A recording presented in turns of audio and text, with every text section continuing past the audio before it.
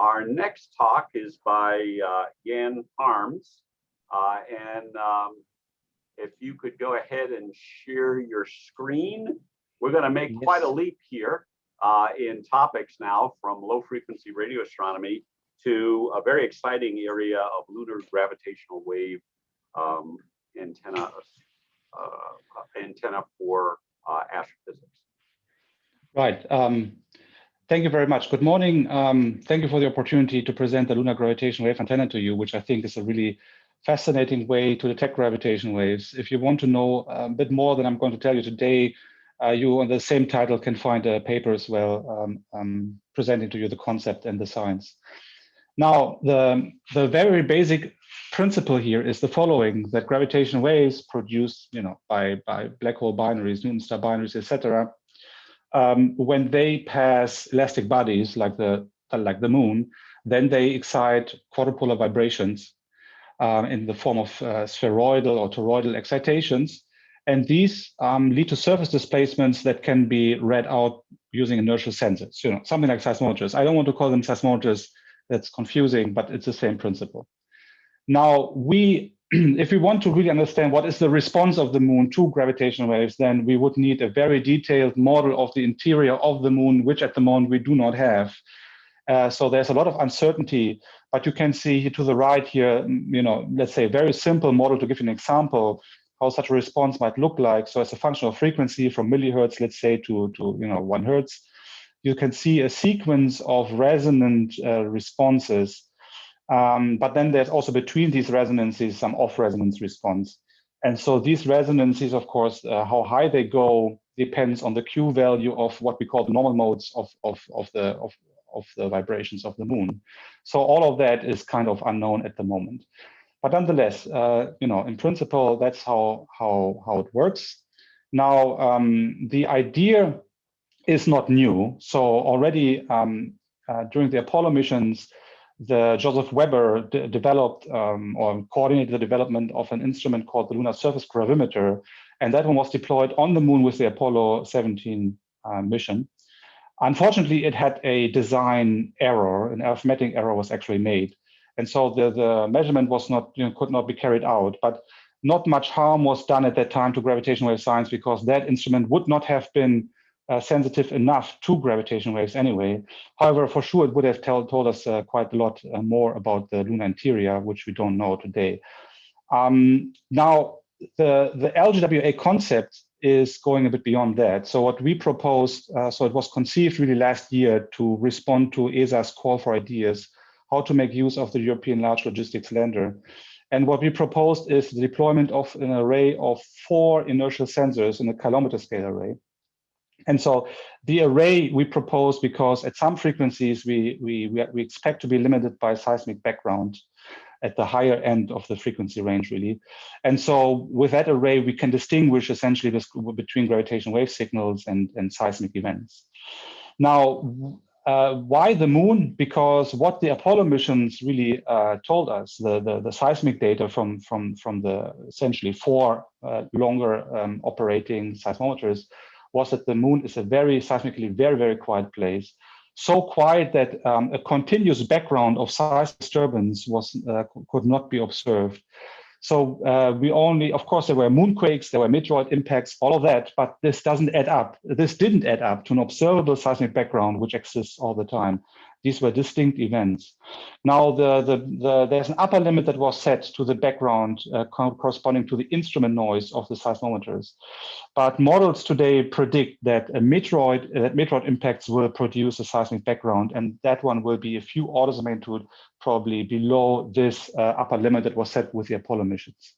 And that makes the moon several orders of magnitude quieter than Earth, which of course is for us really important.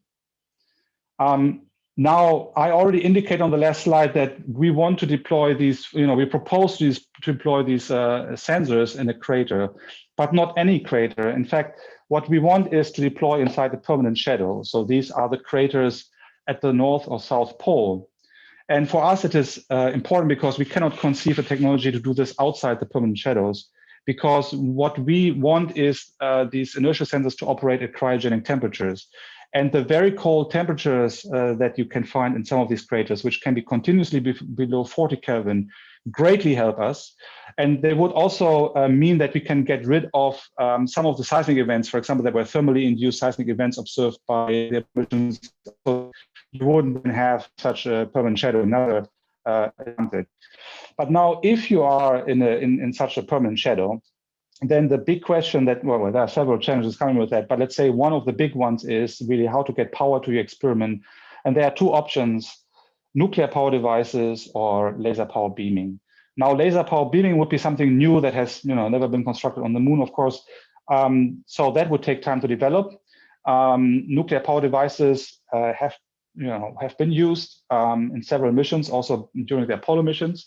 For us, thinking from the European perspective, in addition to all the safety concerns that you should always have with nuclear power, is that ESA hasn't used them and might not launch missions with the nuclear power devices in the future.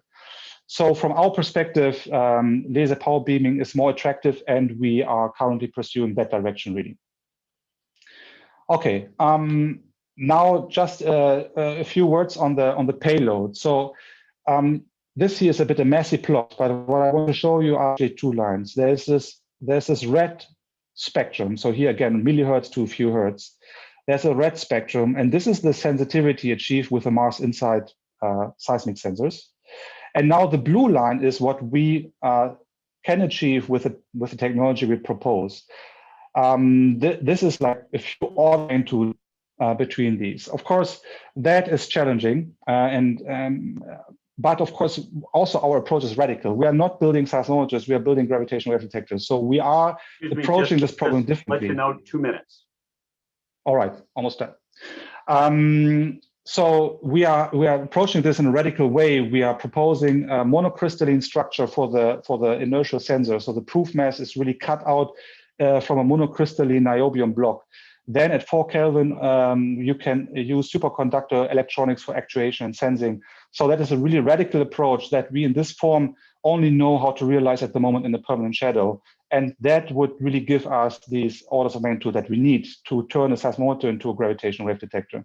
Now, such a system would not operate on Earth because it's just too noisy. So we have to also provide a testing platform. And this is something that is currently in preparation with a group of a team of groups that is working on the proof of concept with a seismic isolation system, essentially that allows operating of these instruments. And yeah, so with all of that, here's the science that we expect to be able to do. So first of all, there are two better known curves. This is the LISA sensitivity curve, so the space-borne detector approved mission that we expect to operate in 2035 and later. And then here, for example, you have another sensitivity curve of a gravitational wave detector that we have proposed in Europe, the Einstein telescope. And so, as you can see, there's a gap between these two.